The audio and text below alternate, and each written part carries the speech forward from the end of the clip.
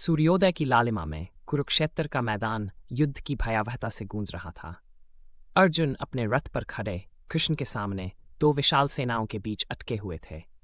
उनकी नजरें अपने ही परिवार, पितामह भीष्म, गुरु द्रोण और चचेरे भाइयों पर टिकी थीं।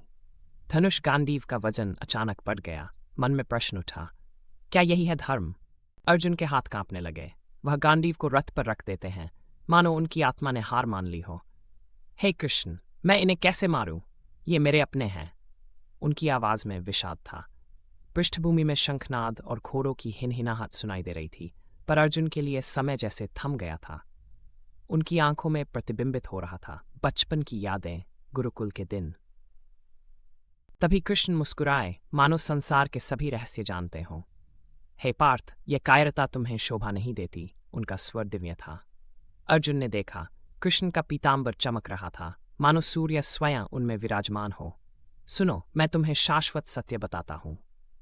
कृष्ण के शब्दों ने युद्ध भूमि को एक पवित्र स्थल में बदल दिया। अचानक कृष्ण का रूप विस्तारित हुआ, हजारों भुजाओं वाला विराट स्वरूप जिसमें सारे ब्रह्मांड समा गए। सूर्य, चंद्र, देवता, सृष्टि और प्रलय सभी एक साथ। अर्जुन ने देखा, समय, मृत्यु और अमरता सभी कृष्ण में ही हैं। भय से कांपते हुए उन्होंने हाथ जोड़े।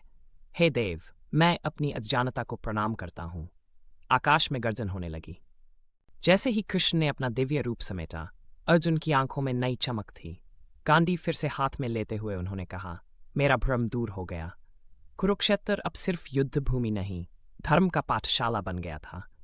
कृष्ण की मुस्कान में छिपा था वह जान, कर्म करो, फल की इच्छा मत करो। दोनों सेनाओं के बीच एक नया अर्जुन उभर रहा था।